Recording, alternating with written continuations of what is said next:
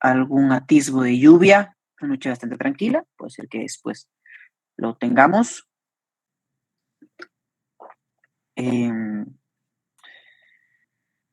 Respecto a la subida de la clase anterior y a la diapositiva, lo voy a hacer esta noche.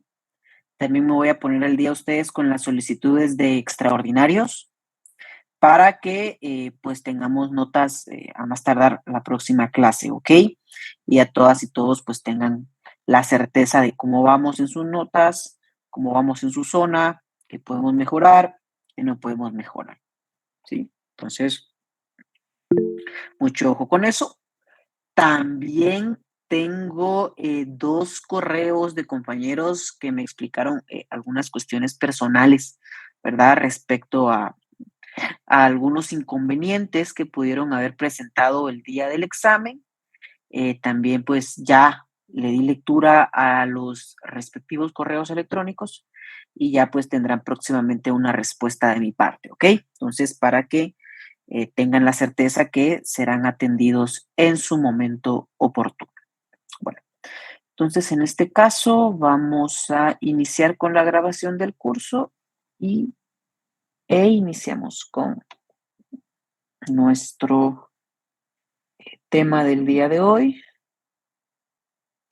Solo quiero compartir acá la pantalla.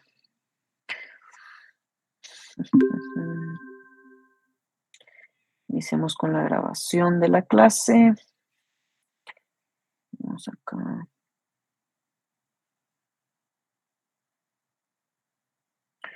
Y tenemos la clase hoy número 8. La clase número 8, que en este caso pues tendremos a bien, ¿verdad? Estar desarrollando a lo largo de esta hora que tenemos de clase respecto a la continuación de los temas del derecho procesal del trabajo, ¿sí? Observamos nosotros, primeramente antes de platicar un poquito de la clase anterior, este es el contenido de la clase, ¿verdad? Hoy nos vamos a centrar en 3 cuestiones principales. La primera es, en las prevenciones, tenemos un desarrollo teórico de qué son las prevenciones, qué alcances tienen y por qué se dictan.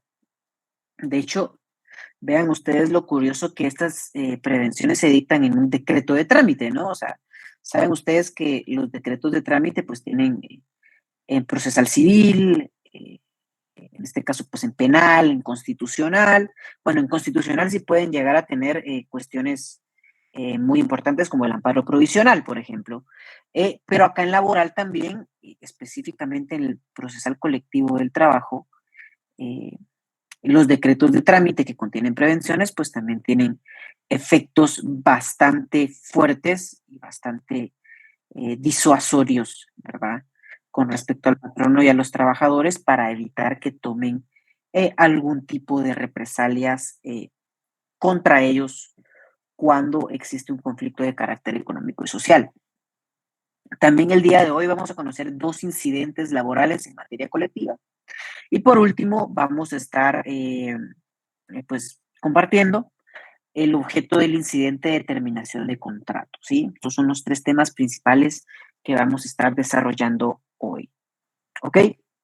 En la clase anterior, pues, tuvimos a bien platicar un poquito, remembrar un poco sobre el planteamiento de la negociación colectiva, requisitos sine qua non para iniciar con la etapa propiamente de conciliación ante un órgano jurisdiccional en el derecho procesal colectivo del trabajo.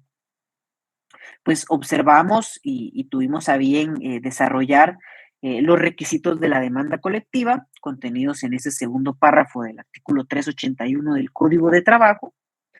Platicamos un poco sobre los documentos que se deben acompañar a esta demanda colectiva, ¿verdad? Le decimos colectiva porque no es presentado por una persona individual, sino que son, en este caso, pues 3 personas en representación de un movimiento sindical. También no excluye la ley la posibilidad que sea un movimiento patronal, ¿verdad? En la práctica Es muy raro ver esto. Es muy raro ver los paros, por ejemplo, es muy raro ver, en este caso, pues, una demanda colectiva de la parte patronal, pero el Código de Trabajo no lo excluye, ¿sí? Y bueno, pues llegamos hasta acá, ¿no? Que hay una admisión a trámite y se dictan las prevenciones, ¿sí? En la próxima semana, pues vamos a estar desarrollando el tema de la convocatoria al Tribunal de Conciliación.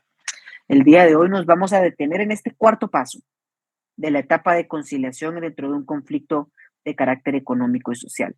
En este cuarto paso vamos a estar pues conociendo varias incidencias que se pueden dar derivados de este decreto de trámite.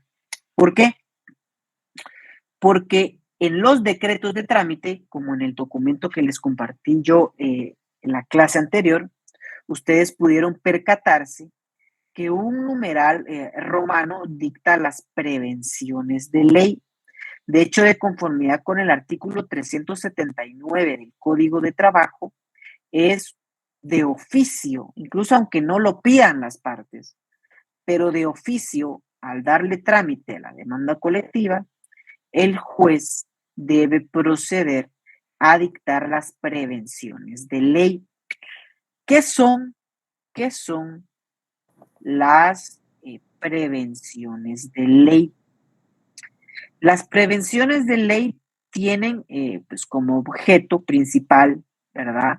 La protección tanto de los patronos como de los trabajadores para que en la discusión del conflicto de carácter económico y social, entre ellos, como se los había platicado, no tomen represalias entre sí, ¿sí?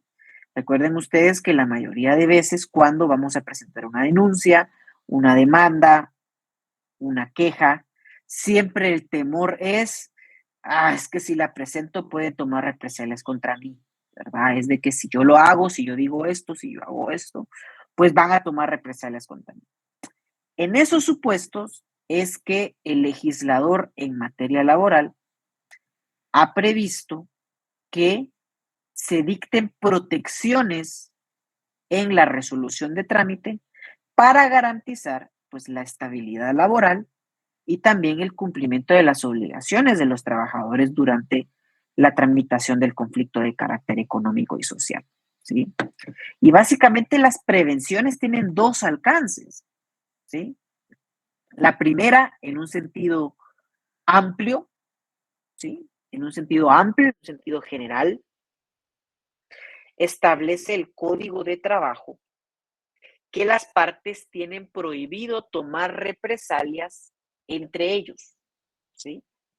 Les comentaba en la clase anterior, por ejemplo, que un patrono no puede proceder a despedir a los trabajadores durante el planteamiento de un conflicto de carácter económico y social para, por ejemplo, debilitar el movimiento sindical o de los empleados, así es por un grupo coaligado. Imagínense ustedes qué fácil la tendría el patrono, que si hoy le plantean un conflicto de carácter económico y social, mañana viene y despide a todos los miembros del movimiento y pues ustedes saben de que en este país la necesidad de trabajo es grande, dice yo los despido y mañana contrato a otras personas. Muerto el problema, lo acabo.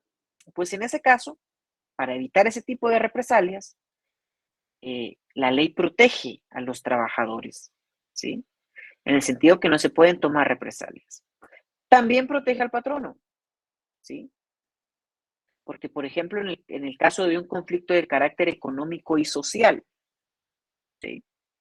Imagínense ustedes que se plantea y los trabajadores para obligar al patrono a que cumpla con sus exigencias, proceden a no acudir a sus labores. Imaginémonos que es una industria, por ejemplo, que es la manufactura de vehículos, eh, el tratamiento, por ejemplo, de plantaciones de café, de maíz, eh, por ejemplo, que sean alimentos perecederos, ¿va ustedes? Que tienen una fecha de vencimiento. Entonces los trabajadores también podrían tomar una represalia contra el patrono y decir, no lleguemos a trabajar hoy, que es el día de cosecha, para que tenga un impacto en las finanzas del patrono y obligarlo a firmar nuestras exigencias. También los trabajadores pueden tomar represalias contra el patrono.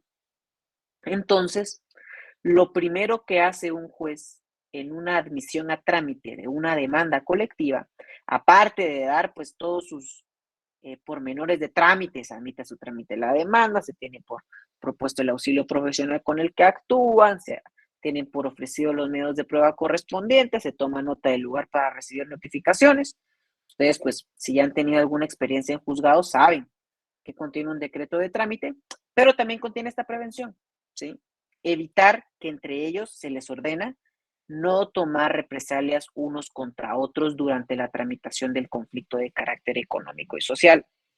¿Qué consecuencia tiene para el patrono y para el trabajador en caso que se llegue a demostrar durante la tramitación del conflicto que existen represalias unos contra otros? Para el patrono, la sanción de conformidad con este artículo 379 del Código de Trabajo es fijarle una multa entre 10 y 50 salarios mínimos de actividades no agrícolas, están obligados al pago de daños y perjuicios a los trabajadores, están obligados al pago de salarios que hayan dejado de pagar, por ejemplo, que el patrono diga, me voy a atrasar 5 días para pagarles el salario, para que sientan un cacho la presión de por qué me demandaron, pues está obligado al pago de esos salarios, de las prestaciones también que haya retenido o dejado de, en este caso, pues proporcionar a los trabajadores. Y también, como esta resolución, si bien es un decreto, pero al desobedecer la orden judicial de la prevención, puede incurrir en responsabilidad penal, específicamente en el delito de desobediencia. ¿Sí? Mucho ojo con eso. El patrono puede incurrir en responsabilidad penal por no cumplir con una orden judicial. ¿Sí? Además de ello, si esta represalia dura más de 7 días, la multa se puede incrementar en un 50%. O sea que ya el rango, una vez se impone la multa, pues se puede duplicar esta multa y la debe pues depositar en la tesorería del organismo judicial, ¿verdad? Saben ustedes que ahí es donde se pagan las respectivas multas que se imponen en los distintos procesos de carácter jurisdiccional, ¿ok? Pero los trabajadores también tienen una, pues consecuencias jurídicas, ¿no? Consecuencias jurídicas de la comisión de este tipo de eh, represalias, ¿no? Por ejemplo, que ellos quieran obligar a su patrón a negociar, entonces le dicen, mira, mañana que es el día de la cosecha, y donde nosotros sabemos que vos ganas eh, millones de quetzales por esa cosecha, no vamos a llegar, que se te arruine la plantación, si no nos firmas nuestro pacto colectivo. Entonces, en ese caso, pues tampoco sería posible esa actitud por parte de los trabajadores. Y en este caso, si el patrono llega a demostrar que los trabajadores o el sindicato tomaron represalias contra él dentro de la negociación de carácter económica y social, pues el juez podrá imponer una multa de 1 a 10 salarios mínimos a los trabajadores y también la obligación de reparar los daños y perjuicios. ¿Ok? La obligación de reparar los daños y perjuicios. ¿Sí?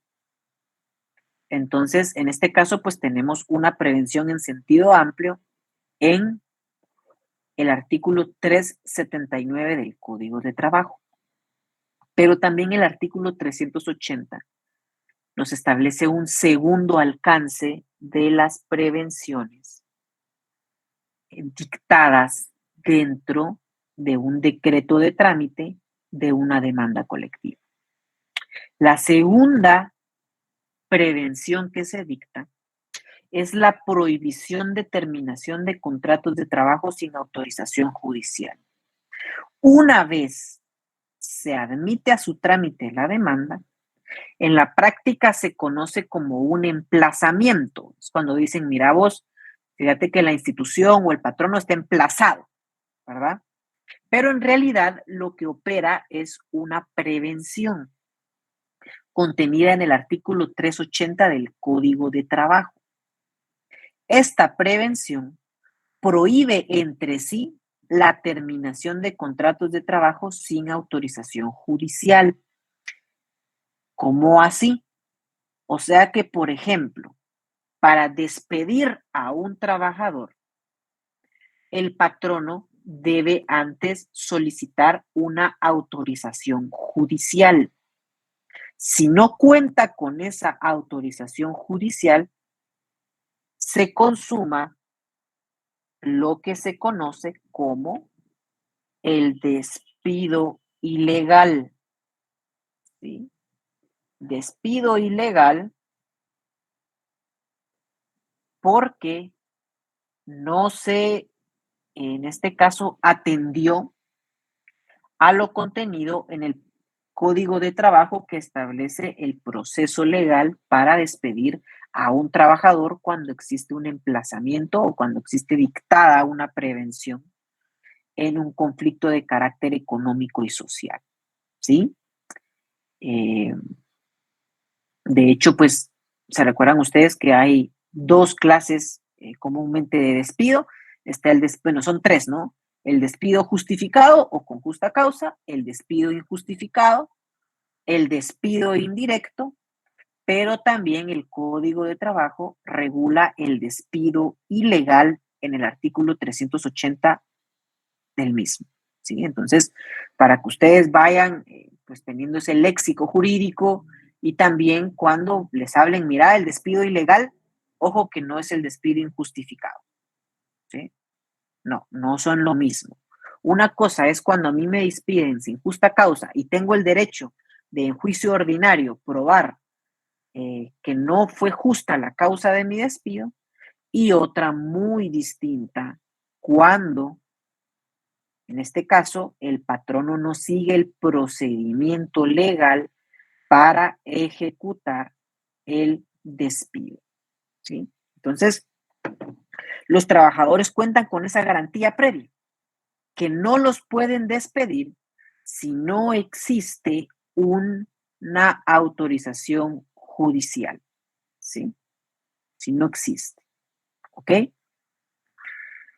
Esto es para precisamente lo que hemos venido conversando, ¿verdad? Para que el patrono no tenga la oportunidad de debilitar el movimiento laboral, sino que no tenga la oportunidad de despedirle, por ejemplo, personas líderes claves del movimiento que está promoviendo mejoras dentro de el establecimiento. Entonces, en este caso, opera esa protección. ¿Qué consecuencias hay para el patrono en caso despida a una persona de forma ilegal sin autorización judicial dentro de un conflicto de carácter económico y social? De conformidad con el artículo 380 del Código de Trabajo, la consecuencia es la siguiente. Uno, debe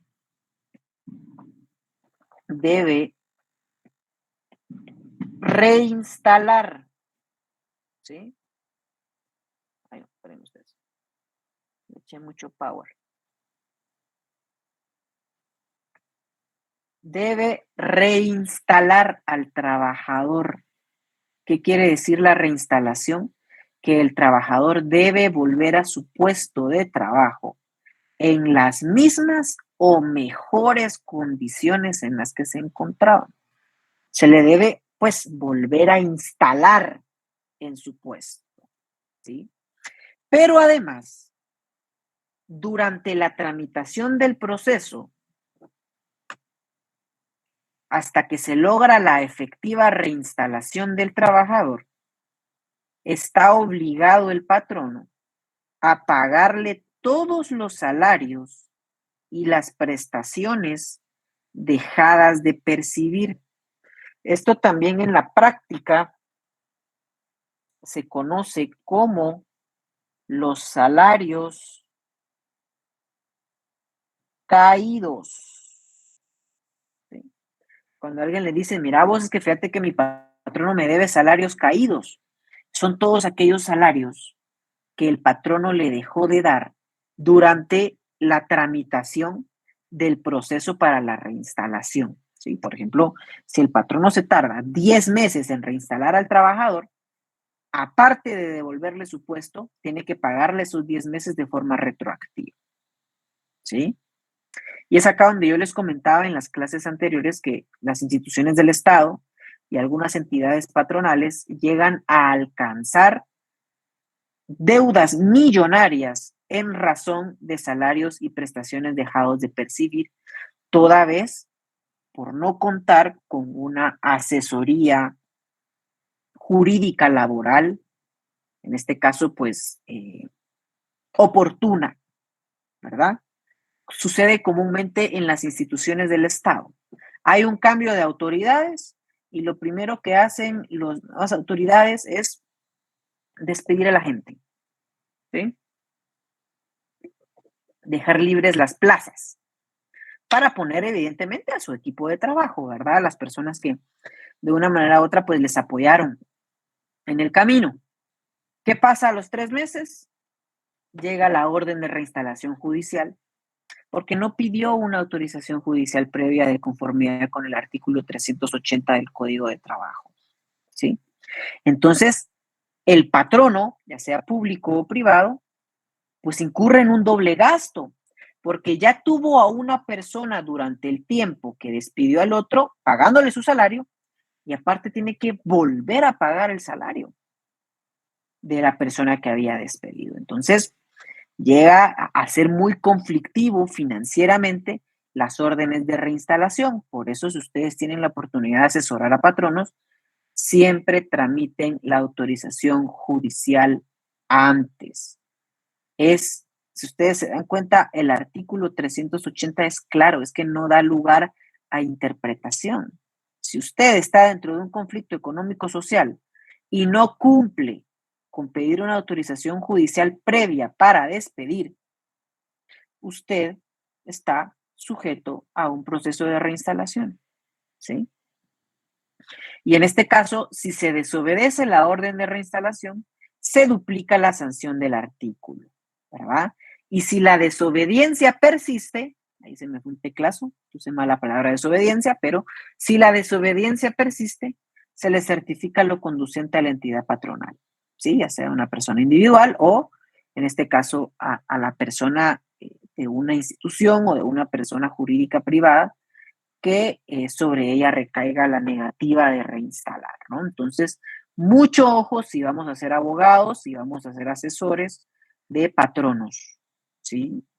De patronos, porque una mala asesoría, un despido ejecutado de forma ilegal puede,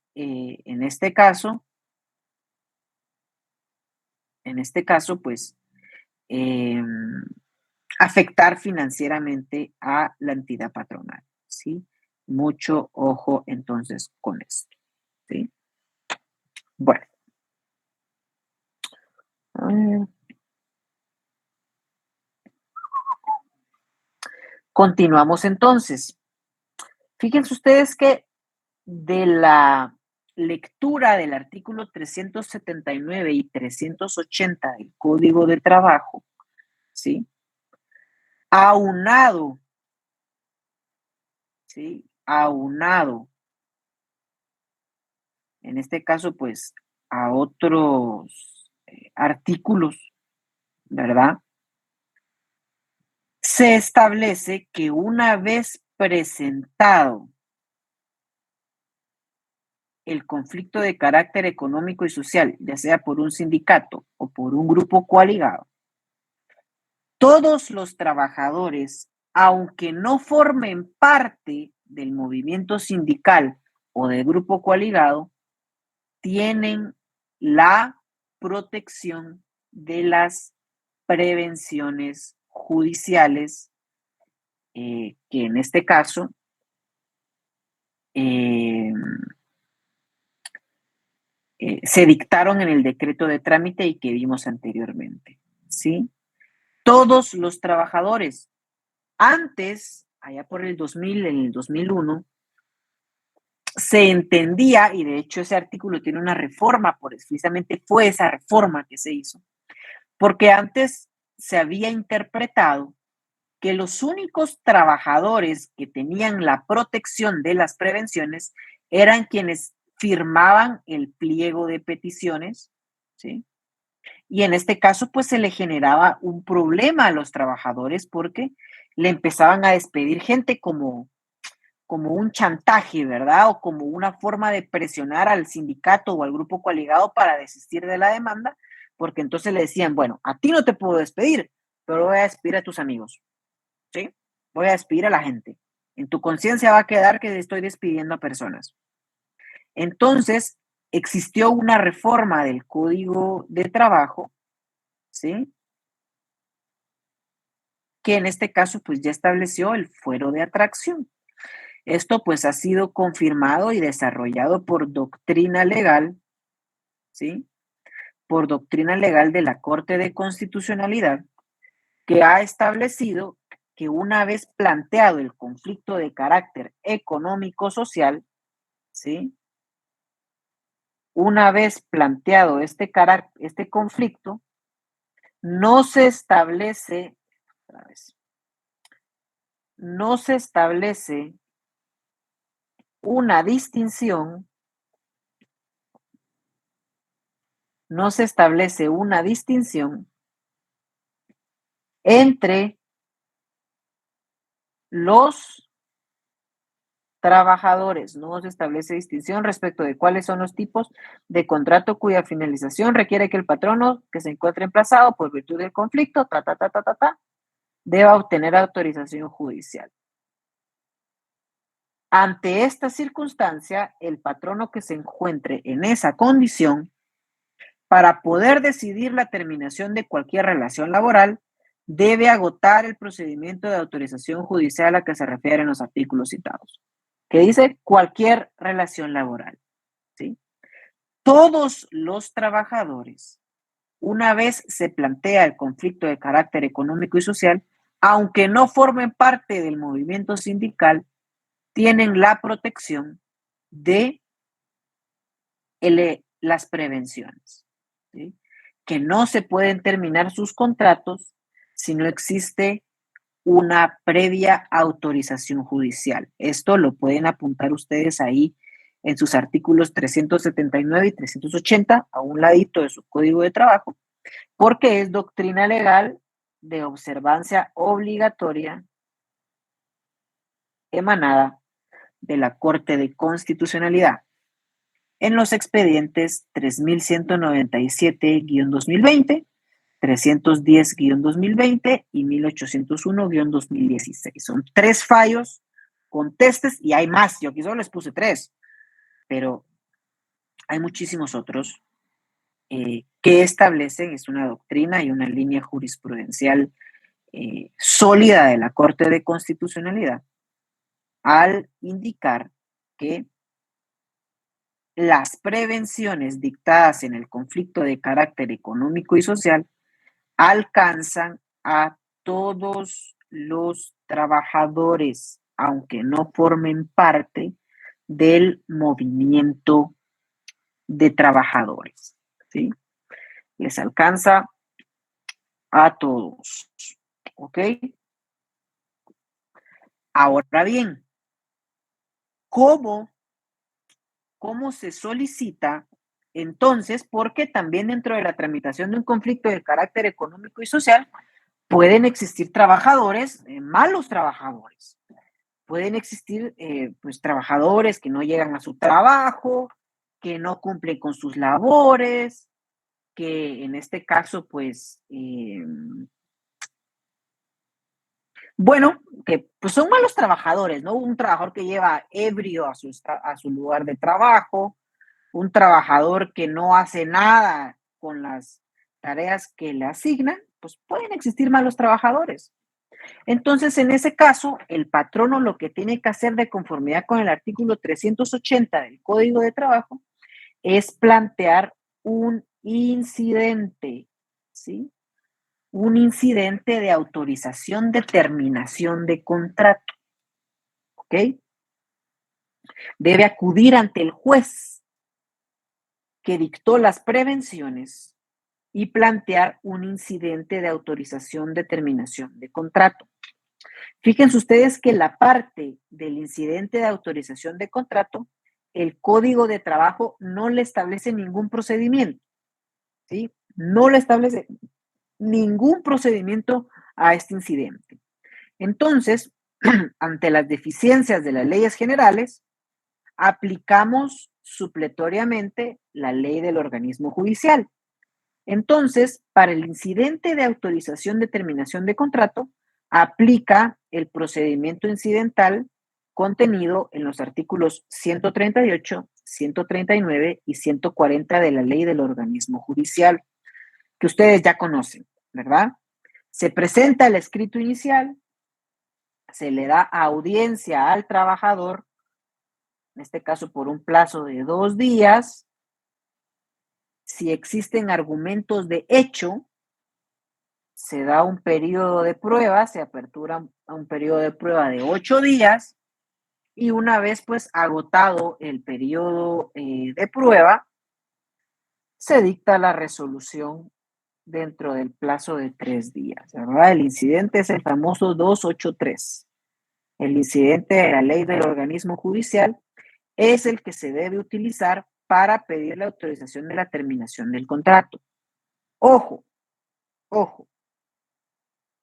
En el incidente, como ustedes pueden dar lectura al artículo 380 del Código de Trabajo, en el incidente yo no estoy comprobando si el despido es justo o es injusto. Yo eso no lo estoy debatiendo, ¿sí? No estoy debatiendo la justicia del despido.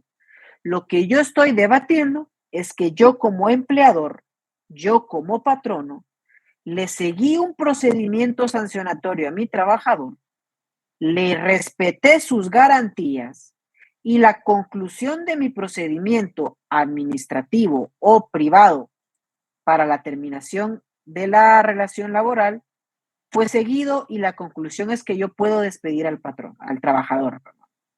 Entonces, lo único que se califica es el procedimiento y si este despido no tiene origen en una represalia que esté tomando el patrono contra los trabajadores. Puede ser de que efectivamente, pues, sea por una falta laboral, ¿no? Grave que esté decidiendo el patrono pedir autorización para terminar la relación laboral. ¿Qué pasa? Si el patrono tiene la autorización para terminar el contrato laboral, pues se le notifica al trabajador que está formalmente despedido y dónde se debe debatir la justicia o la injusticia del despido es en un juicio ordinario, ¿sí? No es en el incidente de autorización de terminación del contrato donde el trabajador debe denunciar que es un despido injustificado al que se está sometiendo, sino que todo todas las pruebas, todo el objeto de la litis debe girar en torno a si es una represalia o no es una represalia, porque a veces el error de los trabajadores es que cuando le notifican su incidente de terminación de contrato, en su memorial de audiencia, pues se ponen a argumentar de que el despido es injusto, que el despido eh, pues no está justificado. Eso no es lo que se prueba en un incidente de terminación de contrato. Lo que debe hacer el trabajador es decir, miren, este despido que se pretende ejecutar es una represalia. Es una represalia porque yo me estoy reuniendo con el sindicato, estamos trabajando y organizando a los trabajadores para, en este caso, pues, sumarse al conflicto de carácter económico y social y por eso me quieren despedir. ¿Sí? Lo que se está probando en este incidente es si es o no una represalia, no si es justo o injusto el despido. ¿Ok? Mucha atención con eso, ¿sí? Para que el caso les toque a ustedes ser abogados de trabajadores, no cometan ese error, no se debate la justicia del despido, sino que eso es hasta en un juicio ordinario si llegara a prosperar el incidente. ¿Ok? De igual forma, los patronos, perdón. El patrono no tiene que justificar el despido en este incidente. Lo que tiene que decir es que siguió un proceso por faltas laborales, que no es una represalia, y en este caso pedir la autorización del despido, y ya será en un juicio ordinario donde se discuta si es justo o no. Rodrigo levantó la mano, adelante, por favor. Buenas noches, licenciado, compañeros. Milik, mire, tengo una duda. En el caso de trabajadores de confianza o de representantes del patrono, ¿también se debe de solicitar una autorización judicial para dar por terminado sus contratos? Eso lo vamos a ver en las dos próximas diapositivas. Permíteme un momento ahí, Rodrigo, pero ahorita Gracias, sí Milik. lo vamos a abordar. Pero ahorita lo que quiero que nos quede claro es el incidente, ¿sí? Esto es lo que debe hacer el patrono para terminar un contrato. Si no sigue este procedimiento, puede incurrir en un despido ilegal, ¿sí? Este es el procedimiento que debe seguir. Gloria Mercedes levantó la mano, adelante. Sí, muchas gracias. Es solo para aterrizar bien la idea. Esta es como una defensa que el patrono puede acudir si nosotros fuéramos su asesor, decirle, mire, para evitar gastar en reinstalaciones, en otro montón de situaciones que le devienen por usted no cumplir con el procedimiento de despido, no justificado, perdóneme, el procedimiento de terminación de contrato, que así es como se llama, el incidente lo presentamos para evitar posteriores reinstalaciones y los demás problemas que devienen con la omisión de este procedimiento. ¿Es así? Sí, exactamente. No es que sea un medio de defensa del patrono, sino que es un medio de protección de sus intereses, ¿verdad? Cuando se plantea un conflicto de carácter económico y social, pues debemos proteger los intereses del patrono y en este caso, si él desea despedir, porque pueden existir malos trabajadores, es que eso no está negando el código, solo que el código da esta prevención y da este procedimiento porque prefiere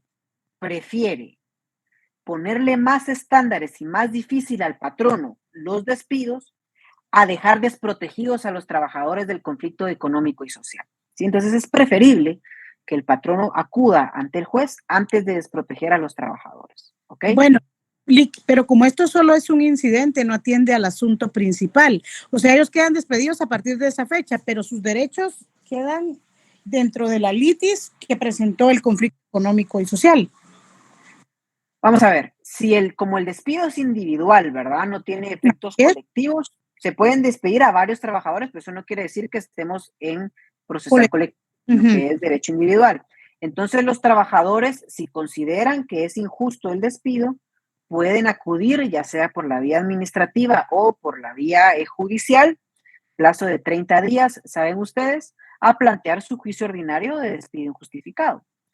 Y en este caso, pues en ese juicio ordinario se ventilará si es justo o no, y si no es justo, pues corresponderá el pago de las prestaciones laborales, de los daños y perjuicios y de la indemnización, ¿verdad?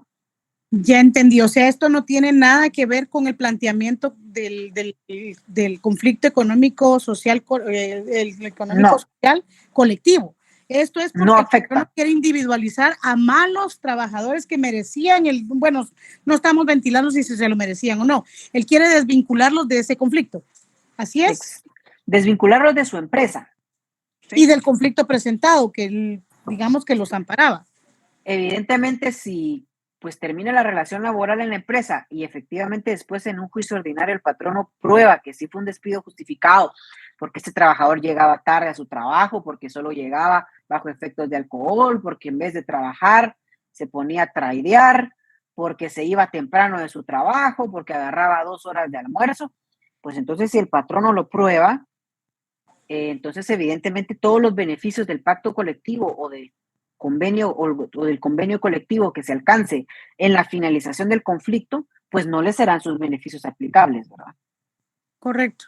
Entonces se desliga de ese planteamiento colectivo, se hace individual al momento de que la terminación del contrato.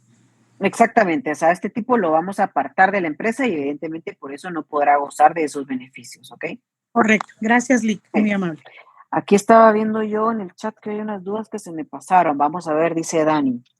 ¿A qué se refiere con certificarlo conducente? ¿Qué es certificarlo conducente? Certificarlo conducente es el término que se utiliza cuando un órgano jurisdiccional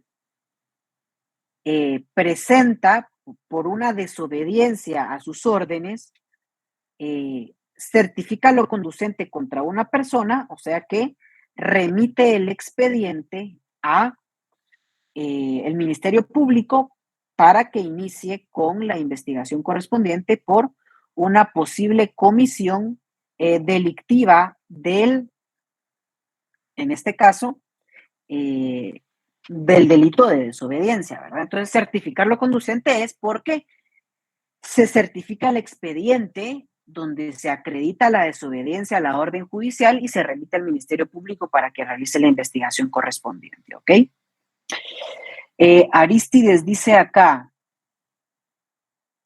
por ahí vi una noticia con relación al tema. Y esta noticia, pues, que yo siento que si la abro, no sé, pero dice, juzgado prohíbe a la USACA despedir trabajadores sin auto. Ah, sí, sí, claro. Sí, de hecho, la Universidad de San Carlos de Guatemala está emplazada, está bajo un conflicto de carácter económico y social. Entonces, no puede terminar ninguna relación laboral, ¿sí? No las puede terminar. Debe pedir primera autorización. Y eso comúnmente se da cuando hay, pues, nuevas autoridades, ¿verdad?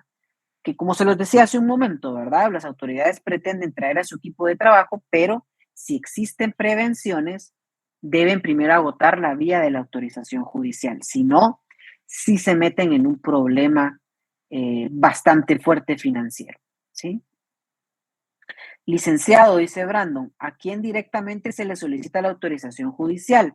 La autorización judicial, o sea, el planteamiento de este incidente, se plantea ante el juez que está conociendo el conflicto de carácter económico y social. Acuérdense que hay un juez de primera instancia que conoce el inicio del conflicto económico y social y ante este juez es que se plantea el incidente, ¿verdad? Bueno, avanzando entonces, esto es lo que tiene el patrono, pero si el trabajador logra comprobar que en este caso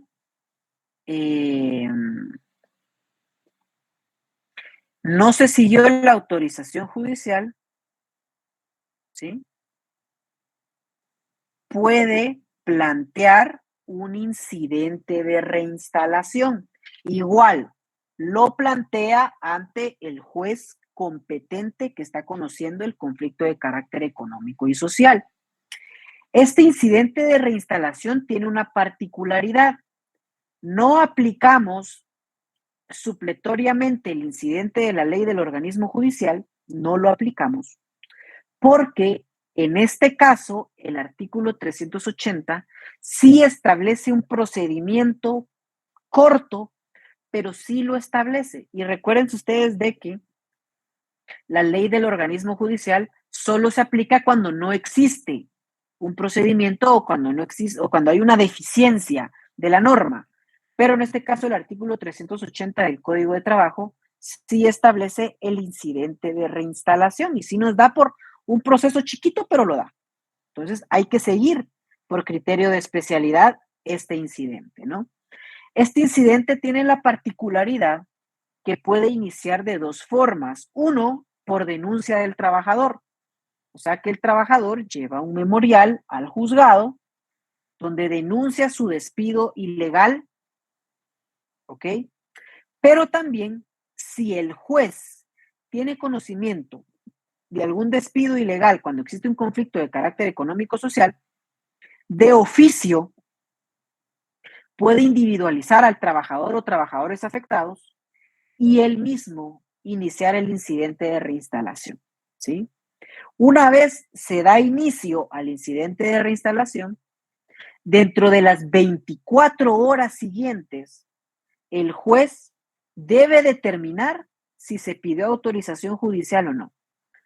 Como les digo, tampoco está evaluando el juez si es justo o injusto el despido. Lo que está viendo es, bueno, aquí hay un trabajador que despidieron de la empresa, que estaba bajo prevenciones, verifica el expediente del conflicto económico y social, observa que no hay ninguna autorización para despedir a ese trabajador e inmediatamente dicta la orden judicial de reinstalación. En esa orden judicial de reinstalación, que es un auto, pues declara evidentemente, ¿verdad?, la obligación del patrono de reinstalar al trabajador en las mismas o mejores condiciones de trabajo y además, pues el pago de los salarios caídos, ¿verdad? Y además nombra dentro de su personal del juzgado a un ministro ejecutor, ¿sí?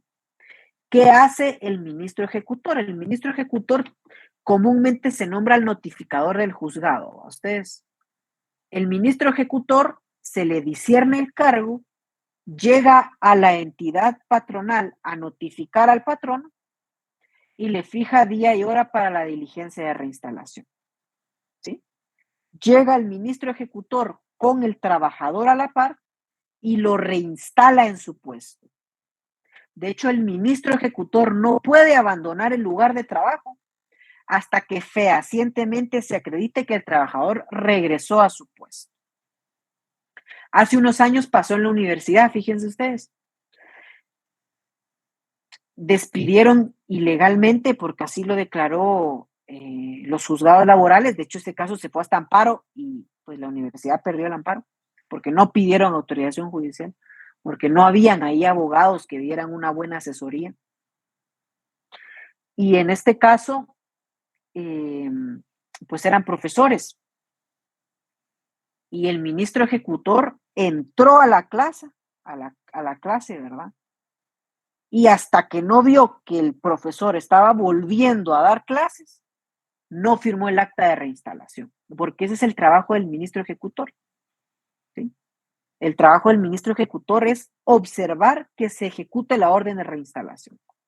Y hasta que no observe que el trabajador está otra vez en su puesto de trabajo y el patrono le firme y le declare que lo reinstaló, no puede abandonar el centro de trabajo. ¿Sí? Y en este caso, pues, así es como se le reinstala.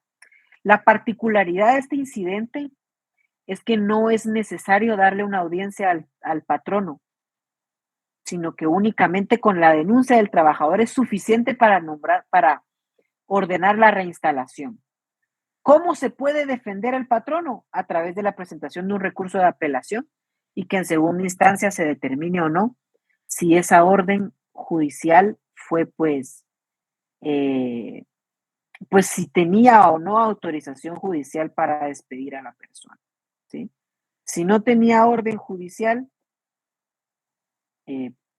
pues también va a perder la apelación, ¿no? Ustedes, es muy común que las autoridades, tanto públicas o patronales, ¿sí?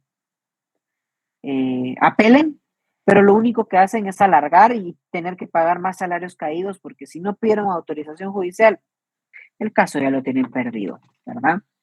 Este es el incidente de reinstalación, ¿ok? El incidente de reinstalación para los trabajadores, ¿sí? Ahora aquí vamos a la pregunta que hacía Rodrigo. Las prevenciones tienen un fuero de atracción, le aplican a todos los trabajadores, ¿sí? Eso de conformidad con el Código de Trabajo y con doctrina legal asentada por la Corte de Constitucionalidad. Pero hay dos excepciones a estas prevenciones, ¿sí? La regla general es que el patrono debe solicitar autorización judicial para la terminación de cualquier contrato de trabajo. Cualquiera. Pero hay dos excepciones. La primera eso es para los trabajadores en periodo de prueba. ¿Sí? Porque en este caso, por lógica, al estar en periodo de prueba, ¿sí? Por lógica, lo que se está determinando en el periodo de prueba es si es apto o no para el trabajo. Y si el patrono considera que no es apto, puede despedir al trabajador en periodo de prueba. Cuando existe un conflicto de carácter económico y social. Lo puede despedir. Porque no pasó la prueba. Es un derecho que tiene el patrono a despedir a los trabajadores cuando están en tiempo de prueba. Y la segunda excepción son los trabajadores de confianza del patrono. ¿Sí? Porque es obvio que ellos trabajan en la empresa, pero no representan los intereses de los trabajadores. Entonces no hay represalia posible contra ellos, porque siempre van a representar al patrono y van a proteger los intereses del patrono. Y como representantes del patrono, evidentemente no van a representar al mismo tiempo los intereses de los trabajadores, por lo tanto, no se les puede aplicar una represalia. Los trabajadores del patrono y los trabajadores en periodo de prueba pueden ser despedidos sin autorización judicial. Son los únicos dos casos, ¿sí? Son los únicos dos casos en los cuales el patrono puede despedir a trabajadores. En la práctica ha existido un pequeño debate, y les voy a plantear aquí el caso. Para la próxima clase voy a dejarlo otro. Pero en la práctica ha existido un debate que se los quiero plantear. Aquí hay un trabajador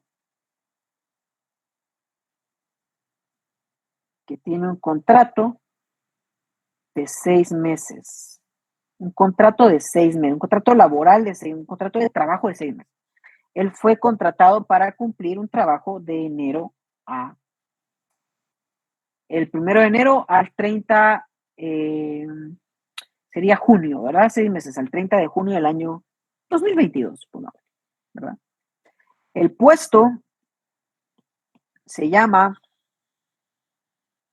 póngale cualquier nombre a ustedes, oficinista o recepcionista, cualquier nombre, etc. ¿Ok? Entonces, este puesto está creado en la empresa y pues siempre se va a necesitar a este oficinista o a este secretario, ¿no?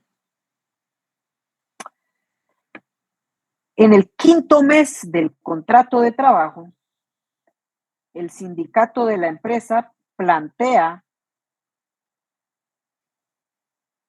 el conflicto.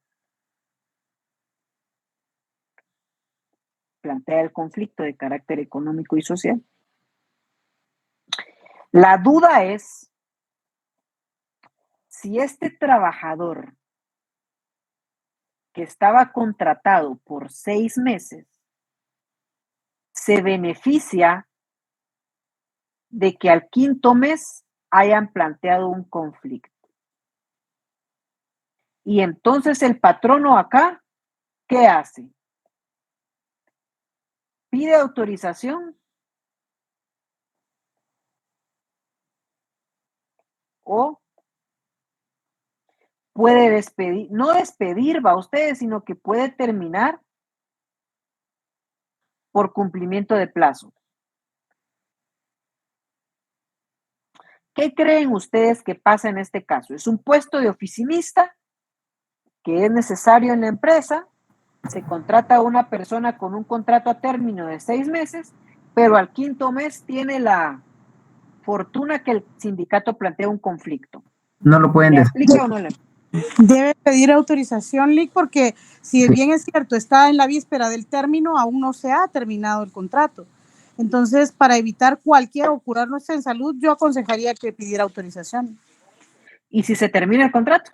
Si el Aún así, contrato está vencido, pues tendría él que terminarlo también con autorización, porque el patrono está emplazado y dice que beneficia a todos los trabajadores, sin excepción alguna, porque no es Aunque para se les termine.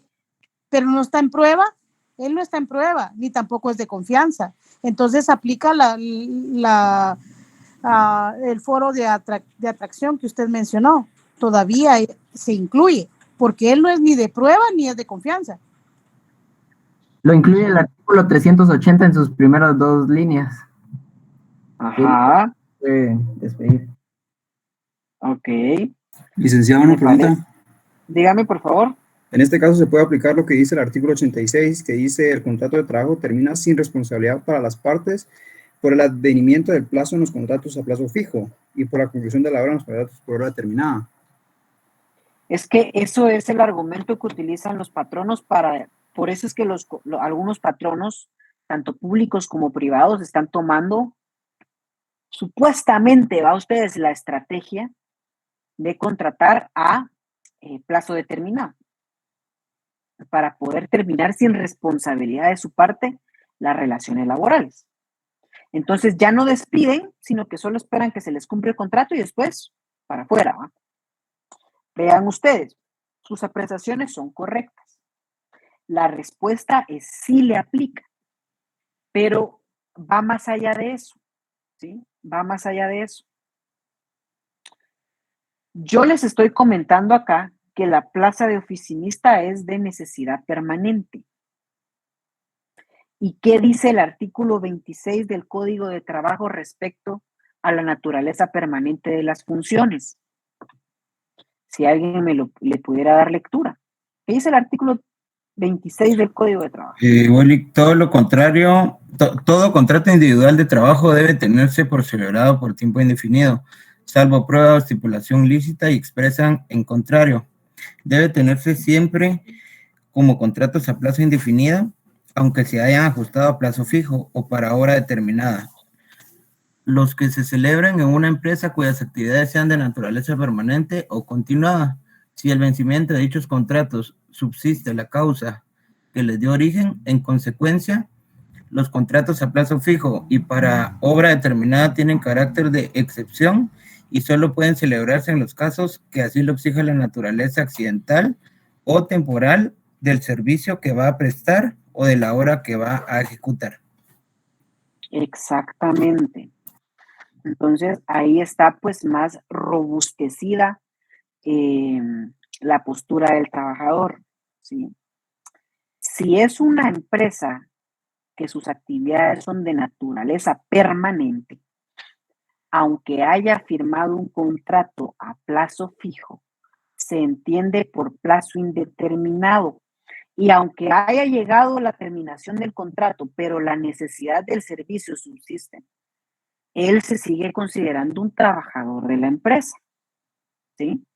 Por lo tanto, el conflicto le beneficia, porque aunque no exista contrato de trabajo, le aplica la presunción del artículo 26 del Código de Trabajo, porque aquí no dice autorización para despedir, aquí dice para terminar el contrato de trabajo.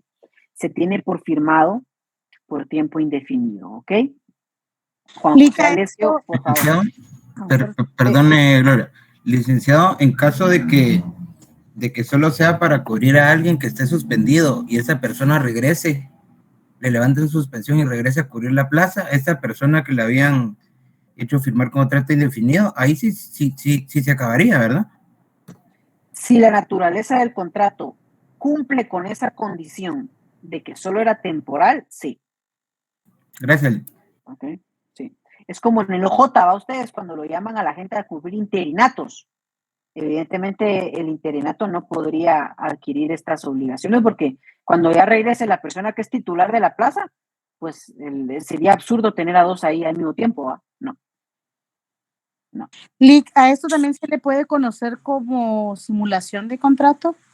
El que hacen los contratos por un año, por 6 meses. Sí, es una modalidad de simulación. Es una modalidad de simulación, aunque la simulación abarca otras modalidades. Por ejemplo, cuando le hacen firmar a un empleado un 029, pero le ponen sus instrumentos, le ponen su uniforme, tiene que llegar todos los días de determinado horario. Entonces, ahí hay también simulación, ¿verdad? Son varios casos la simulación. Este puede ser uno de ellos, ¿ok? Bueno, entonces Cristian levantó la mano, adelante. Sí, disculpe, licenciado, ¿cuál es el fundamento legal de estas dos excepciones que nos acaba de compartir? ¿O solo es Justamente, fíjate que eso se los voy a dar en la próxima clase, porque acá les traía yo la doctrina legal donde fue establecido estos dos dos excepciones. De hecho, como te digo, es la Corte, mira. Aquí hay una doctrina legal del periodo de prueba y aquí hay otra de que no es necesario solicitar la autorización para un trabajador de confianza. Es doctrina legal de la Corte de Constitucionalidad, ¿sí? Pero eso lo vamos a ver en la próxima clase porque si seguimos aquí platicando, yo por mí sigo hasta las 10, ¿va? Ustedes, pero creo que las jornadas de aprendizaje también tienen una, pues, horario óptimo, ¿no? Y creo que después de una hora de clases podemos haber cumplido con las expectativas de esta clase. Y en la próxima clase, pues yo les estaré trasladando el fundamento de estas dos excepciones y pues ya entraremos a conocer generalidades del siguiente paso de la etapa, que es convocar al Tribunal de Conciliación. ¿Tenemos alguna duda, mis estimados? Licenciado, disculpen, en la diapositiva 8 no pude copiar un artículo solo, si la podría poner. Un momento. Claro. Gracias, licenciado. Perfecto, bueno. Entonces, si no tenemos alguna otra duda, ha sido un gusto para mí compartir con todas y todos ustedes esta noche y coincidiremos en la próxima clase a la misma hora y por el mismo medio, ¿ok? Que tengan entonces todas y todos ustedes una muy buena noche. Feliz noche, Buenas noches. Gracias, Lick. Feliz noche. No.